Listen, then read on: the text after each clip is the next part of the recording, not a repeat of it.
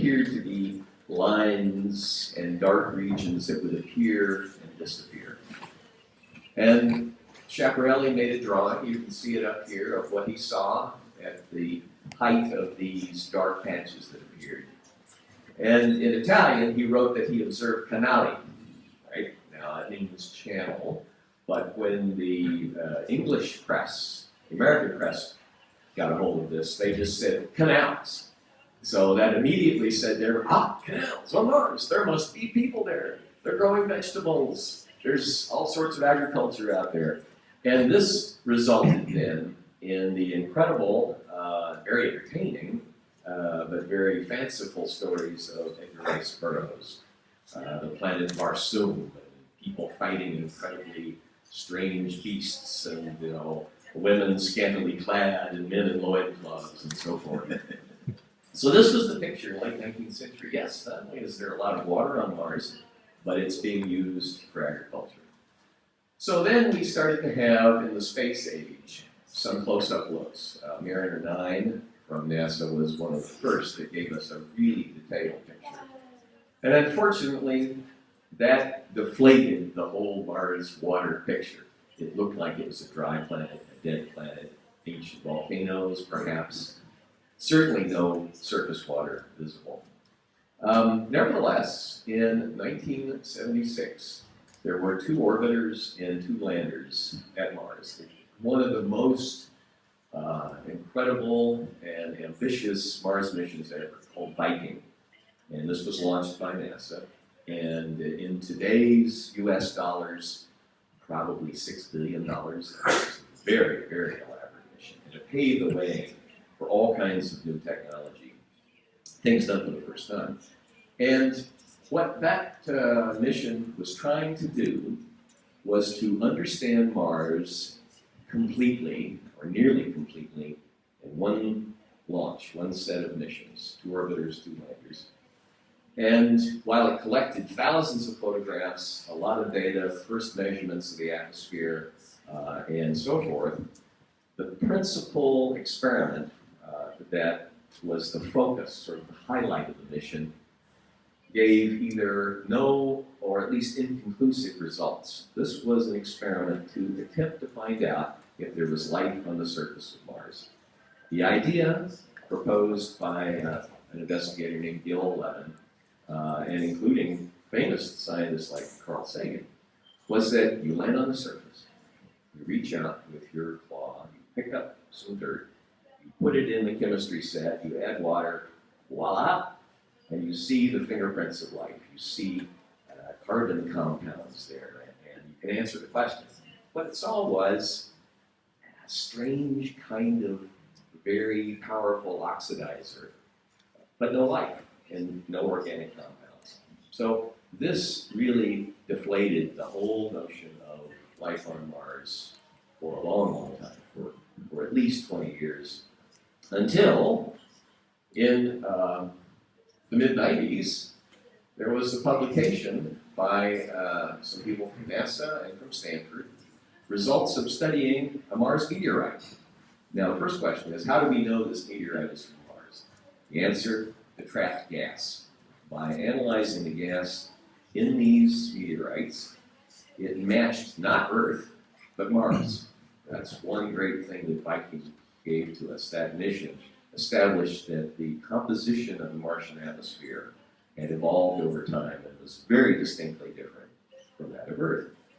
And the investigators not only proved this was from Mars, but they saw funny little things that they thought might be nanofossils, might be leftover remnants of some early Mars life. Well, this, as you can imagine, was hugely controversial. I think today the Mars science community still doesn't believe that they saw anything in this rock that you didn't expect. Although the advocates for this, the people that published the data, still believe that they saw some fingerprints of life. What this did was that it caused the American government, caused NASA, and the administrator at the time, a very unusual, interesting personality named Dan Goldin, to embark on a program to get to Mars as fast as possible and even bring samples back by the year 2005 or so.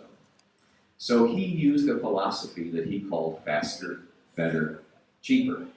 And a previous mission that had been very successful, I'll talk about a little later, Mars Pathfinder, he said to the people at the Jet Propulsion Laboratory and the Lockheed Martin Company, well, that was great, but now I want 2 missions for the price of 1. So you've got to give me the Mars Climate Orbiter and the Mars Polar Lander for the price of 1 Mars Pathfinder. Well, the project team was put in a box. They had a fixed schedule, a fixed budget, and a fixed set of requirements. And Dan Golden would not let them out of that box. He said, no extra money, no extra time. And by the way, planetary missions, like going to Mars, have an additional stress factor. You can only get to Mars with our current rockets for 20 days every 26 months. So the planets line up with what's called the minimum energy trajectory and give you a window, a launch opportunity that's only 20 days wide every 26 months. If you miss that, you have to wait more than 2 years to try again. So an additional pressure. So both of these missions failed.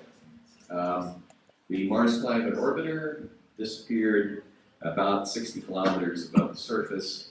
Turns out that it went into low as a result of a failure to properly change foot-pounds to newtons, converting English to metric. Of course, the whole world had a great laugh. NASA had forgotten how to do the English to metric conversion. In actual fact, what happened was that the box they were put in caused them to take a foolish risk. They felt they could not afford a second pair of eyes to check the drawings. They felt like they could not afford to do all the testing that's normally done. The second mission disappeared as well, Mars Polar Lander. The reason that disappeared was because they didn't have the money to do a full test of the flight hardware with the flight software. So most likely what happened was that the mission was coming down through the atmosphere using retro rockets like Viking. The legs went out, they hit the switch sent a signal to the computer, and the computer said, oh, the legs are out. I must be on the ground. I'll turn the rockets off. So it crashed into 1 million pieces. What was missing was one line of computer code that said, before you turn the rockets off, check with the altimeter, check to see how high above the ground we are. Don't turn them off if we're not on the ground. This failure was because they didn't have the money to do the flight hardware with the flight software. So this is the point where I came into the Mars picture. Dan Golden was extremely embarrassed by this whole thing. Mars was one of his primary objectives, along with the International Space Station. And so he reached out to me and said, son, I want you to come to Washington, D.C. and fix the mess. And what he meant by that was that I was supposed to be the very first ever Mars program director. At the point in which I entered the picture, there were at least, at NASA headquarters, 5 people, all of whom were certain that they were in charge of the Mars program. Well, this is a recipe for chaos. If everybody's in charge, nobody's in charge. So Golden said, you're in charge. And I said, okay, but that means that I control money. I set the requirements. They said, yeah, whatever you want, fix the mess. Okay, so over a period of about 9 months to a year, we took the complete program down to the roots. We, like trimming a rose bush, nearly clean sheet of paper, and rebuilt an entire program, the architecture for the next decade, starting first with the scientific principles. The scientific principles were to understand Mars as a system, not try to understand it in one shot, but understand it over a period of a decade's worth of missions, every 2 years, every 26 months. So understand Mars, its environment, climate, geology, biological potential. The first among equals of all these questions was, could life have formed? Could it be there today? And to explain to the taxpayers and the public what we were doing, we adopted the phrase, follow the water. Because as I said, for life as we know it, water is a necessary ingredient. So I found in walking the halls of Congress and speaking to senior officials and talking to industry, being able to say, this mission, we are going to follow the water, immediately gave them some understanding. It also prepared for something that the science community had been asking for 40 years, which is to bring a sample of Mars, a well-selected sample of Mars, back to Earth. We'll talk about that later. So this is the mission Q we came up with. Mars Global Surveyor was there and operating. We created Mars Odyssey, followed by the twin rovers, followed by the Mars Reconnaissance Orbiter, then the Phoenix mission to the North Pole, and then finally Curiosity. Now, to do this, let me talk just a little bit about a technique that I had to come up with, because nobody had put together this type of a coupled program over a decade, where one mission led to the other. And so I had to invent something I call program systems engineering. For anybody in the audience who is involved in science or technology or engineering, you know that systems engineering is how you put the pieces together. It's how you make the mechanical system fit with the electronic system and so forth. I moved this up to making a series of projects work with each other, where the information from one led to the definition of the other. And so basically what I had to do was to align a scientific strategy with technology readiness. Is technology ready today? Or does it need more funding and it's ready 5 years from now? And then all the so-called programmatic issues. How much budget do you have? What kind of launch opportunities is it? You know, not all launch opportunities are the same. They come every 26 months. But some are very fortunate. You can get a lot of mass to the surface. Some are very difficult. So you can't get as much mass to Mars.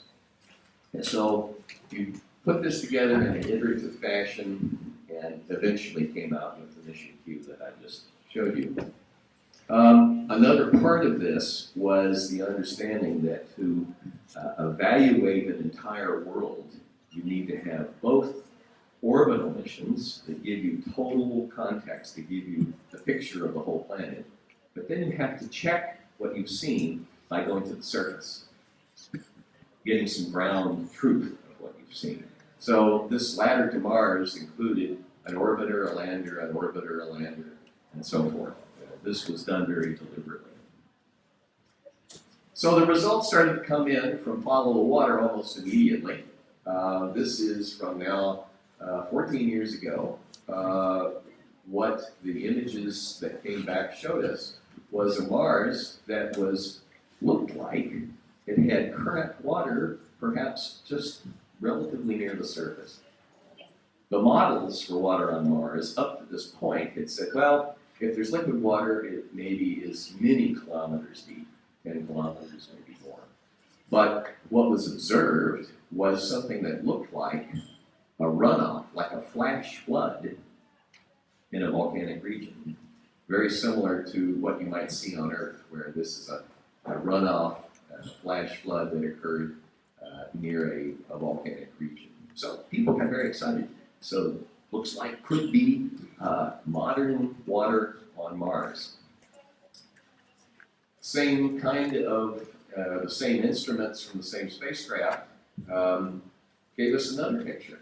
One over here showed what appeared to be the remnants of a large ancient ocean at the North Pole of Mars. And then this area, this is from here to here is about 100 kilometers. So this is a pretty big area. This is the size of a small state in the United States, or possibly a region here in Poland. And it had the characteristics of a type of mineral that, at least on Earth, is only found from long contact with water. This mineral is called hematite, don't worry about that, but I'll show you in a minute how we began to couple the results from one mission to the next. So remember this area here, very large area, like the size of a region, and that it had a water-related mineral. Mars Odyssey, that was launched in 2001,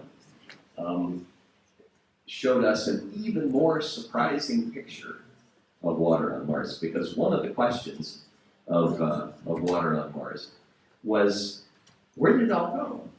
The pictures that we got partially from Viking, from Mars Global Surveyor, from Odyssey, showed gullies and looked like ancient crater lakes maybe. So if there was a lot of water on the surface, if there had indeed been an ancient ocean, where did it go? Well, as the planet cooled, one thing that could have happened was that it turned into ice. It's a good theory. Where's the proof? Mars Odyssey, using its special technique, demonstrated, and I'll just show you the false color here. Red is very low water ice. I mean, it's so cold it has to be, if it is water, it's in the form of ice. To very high over at this end. So you could see that you have low near the equator, but up near the poles, you have areas that are almost 80% water ice by volume. So that means if you had astronauts landing, say in this area here, you should be able to stick a shovel in the ground and heat it up and get a lot of water out of the ice that's in this top meter. This technique is only sensitive to the top meter of soil. It uses a nuclear interaction technique. So this was completely unexpected and gave everybody an even greater sense that follow the water was the right thing to do. Now we have the twin rovers. Truly amazing. 10th year of operations for Opportunity. Spirit lasted 7. And the warranty, the guarantee, was only good for 90 days. What happened was that all of the previous missions had shown us that the red planet was red because there was this dust, this oxide that was blown across the entire planet. And from the accumulation of that dust on the Viking mission, we who were setting the requirements at NASA headquarters said, probably we need to get all of our basic science done in the first few months, because since this is a solar-powered mission, the dust will cover the solar cells, and the mission will die because the batteries will freeze because they're not being charged. So we set the success requirement at 90 sols. The sol is a Mars day. It's 24 hours and 39 minutes. It's just a little bit longer than an Earth day. And to our great surprise, it has lasted now, Opportunity has for 10 years. And I want you to think, how could that be? Of course, if I talk to my friends at the Jet Propulsion Laboratory, they'd say, great engineering. But there's more to the story. So let's go to Mars. Here we've been traveling for 7 or 8 months. We're reaching the top of the atmosphere. We're coming in at something like 12,000 miles an hour at the peak. We're generating temperatures close to 3,000 degrees. The heat shield is protecting us. And then, a few kilometers above the surface, we deploy a supersonic parachute. We're still going 2 or 3 times the speed of sound. We slow down to about 200 meters per second. We drop off this heat shield that has protected us. We lower this package on a lanyard. And then, a few hundred meters above the surface, we have to take out the sideways component because we're moving to the side. But before we do that, we inflate the airbags. Now, when I first proposed this in 1990, I got a lot of skepticism. The idea that you could bounce and bounce. We probably won't use this for astronauts. Probably. But I first proposed this for what became the Mars Pathfinder mission in 1990. There was a gentleman in the audience, a big man, 6'4", 230 pounds, named Jim Martin. Jim Martin was the project manager for Viking. At that point, he was an advisor to NASA headquarters. And he asked me all these questions, gave me a hard time. And he was very good at giving you a difficult question. And after that, I thought, there's no way this is going to pass his review. And he came up to me and he said, this might actually work. And so Pathfinder used the airbag technique, and Spirit and Opportunity used it. So we've landed, we've opened the pedals of the container, we have been on batteries. So the next thing we need to do is to get our solar power working. So you unfold the solar cells, and then you put up the mast to take a look around. Very, very good camera. And then you do what any good robot should do, you phone home. That's the radio that would send the signal and says, hi, I'm here, everything's fine. Okay, so this is then the end of the first day for our Intrepid Explorer on the surface of Mars. The evidence has been stunning, to say the least. These ripples here are considered by sedimentologists to be evidence of past moving water. In addition, they found these berries about the size of a wild blueberry of this mineral. Remember I said, remember that place that's as big as a region? That's what this is. They found the ground truth. So Spirit and Opportunity found these millions and millions of little berries that represent what was observed from orbit. So this validated the orbital reconnaissance ground truth approach.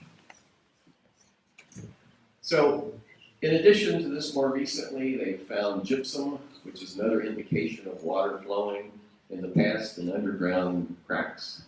They found evidence of what could be an ancient hot spring, and this was found by accident. Spirit had a bad wheel. It developed early in the mission. And so as it was moving along, it would sort of drag its foot. And the requirement was that after every traverse, you turn around and take a picture of where you've been. Well, this bad wheel gardened. It raked up the soil and showed this place here that is 100% sand like you would find at the beach. And that is possibly a place you might want to go back to. But now let's come back just to the interesting question of 10 years. How in the world did it last 10 years? And I can say in my 40-year career, this is the first time I've gotten help from Mother Nature. Ordinarily, I don't know if you have the same saying in Poland, Murphy's Law. If anything can go wrong, it will. This is the one time that it didn't. Because at the beginning, the power was going down, the dust was accumulating, and everybody thought, yeah, well, we're going to run out of power and we're going to freeze and it'll be over. But then one day, in operations, power jumped back up to almost 100%. Everybody said, what's going on? So they started watching very carefully. What do you think these things are? Dust devils, exactly. And so what these things did was to clean off the rover. Completely unexpected. And this, plus a lot of careful engineering, is what led to 10 years of operations, 7 for Spirit, 10 for Opportunity. Mars Reconnaissance Orbiter has allowed us to distinguish from orbit between wind processes and water processes. It's also taken a lot of really cool pictures. It's now imaged all the landers in the Viking site and so forth. And Mars Reconnaissance Orbiter has found not only high-resolution images of water features, but all of these minerals that are distinctly water-related. So Follow the Water has had even more success. Take a look at this. Watch just for a second. You see these black streaks appearing and disappearing? This is over one season on the side of a crater. And the best interpretation of this is that some fluid is appearing, flowing down the side of the crater, and then disappearing. It looks like it is heavily salted water. If you take water and add a lot of salt to it, you can depress the freezing point down to like -20. So that is probably what we're seeing. Not for sure, but probably we're seeing an ice plug being melted as the sun comes in to the side of a crater, the water flowing down and then evaporating. Fascinating stuff. The Phoenix mission was launched to the North Pole of Mars to follow the water. Remember I showed you the Mars Odyssey picture where it's 80% water ice at the poles? This mission was designed to follow that discovery. By the way, this is it coming down with a parachute. Incredible celestial dance. A Mars Reconnaissance Orbiter watching Phoenix come down with a parachute. Amazing piece of engineering. This is what it found. Big chunks of ice at the lander. This was the scientific experiment here. They dug it up with a claw, took these pieces, put them in the onboard chemistry set, and found, yes, this is water ice, validating the discovery that had been seen from orbit. So orbit reconnaissance, ground truth, orbit reconnaissance, ground truth. So this set the stage for the most recent rover on Mars. This is the family tree. This is a little Pathfinder rover here, 20 kilograms or so. This is a Spirit and Opportunity, 150 kilograms. And this is Curiosity, almost a metric ton. A little bit bigger than I had originally envisioned, but the idea of having greater capability and greater traverse, greater ability to move kilometers was built into the program. This is Gale Crater, where Curiosity landed, and this is a very small area. It would not have been possible to land right next to this mountain, Mount Sharp here, without the following improvement. This is in miles rather than metric, but it shows you how over time, by the application of better knowledge, better technology, better navigation, better determination, the NASA people have been able to go from Viking's footprint of 170 miles by 60 miles down to Curiosity, which is 12 miles by 4 miles. So this was built into the program as well. The continuous improvement in our ability to shrink the footprint and land very precisely. And therefore, you could pick something like Gale Crater. Gale Crater was picked because it was blasted out about 2 billion years ago and then slowly filled with sediment and material over the last 2 billion years. So as you climb up the side of Mount Sharp here, you're in a time machine. You start very old, 2 billion years old, and slowly work your way to more and more recent soil. And this is where we think we will find the fingerprints of life on Mars. Now, one other thing that had to be done was to find a way to get a metric ton to the surface of Mars. To do that required yet another innovation, the sky crane. It required that we have guided entry, same supersonic parachute, very similar heat shield. But as it was coming down, rather than landing in an airbag, which you could not scale up, the idea was to have a mothership, and the mothership would have retro rockets, and then the retro rockets would lower the rover onto its wheels. If you looked at all the options, this was the least worst option. Meaning that landing on a pallet, you could get jammed, the airbags don't scale. Landing on the wheels was the engineering solution that turned out to make the most sense. And so down on its wheels 2 years ago was Mars Science Lab Curiosity. This went about 700 meters away and just crashed. And this has some of the most sophisticated instruments that have ever been taken to the surface of another world. Another picture of it coming down in its parachute, just to show that it wasn't a fluke. Do it again. And this is where it's going, Mount Sharp, looking at this layered terrain here. Very recent result, drilling. You see that this over here is red, the red planet. But this in here is kind of a greenish color. This was a big surprise.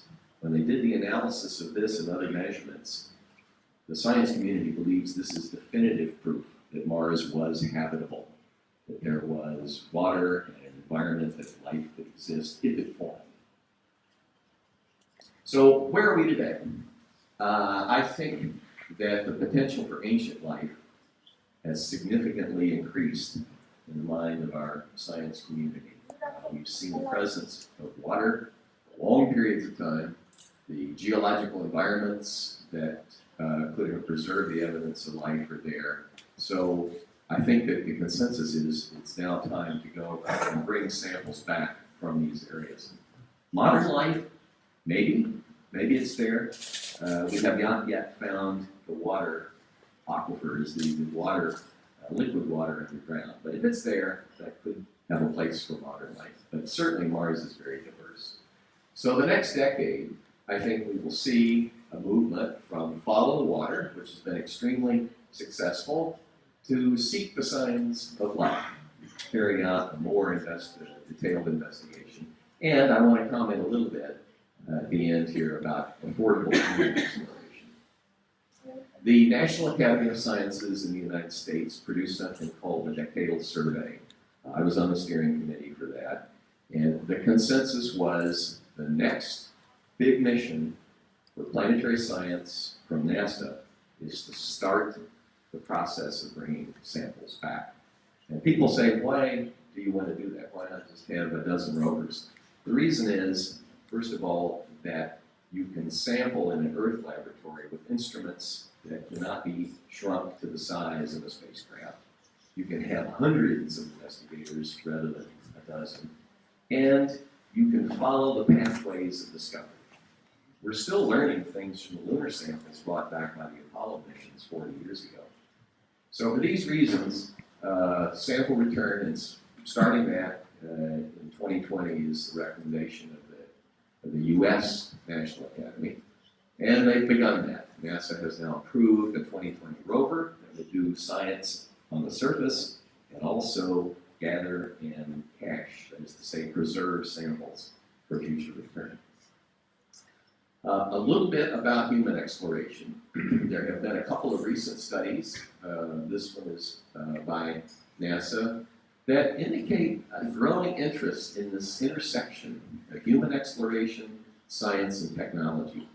I think there is a growing consensus in the U.S. that now is the time to really start on the dream of human exploration of Mars. This came out of the Decadal Survey. Ignore all these words except this part. If humans are going to visit, collecting and returning high-quality samples are among the most scientific and important things they can do. This is the scientific world's rationale for why human exploration is a good thing. You can go and collect samples that robots take far longer to do and maybe don't do as well. This is a NASA chart just showing the current thought there.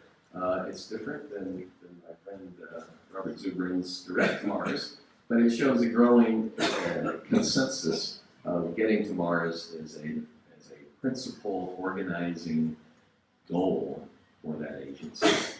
So, just to wrap up now, we know now that Mars today is a cold, dry desert on the surface. We have abundant evidence that Mars previously had large amounts of water on the surface.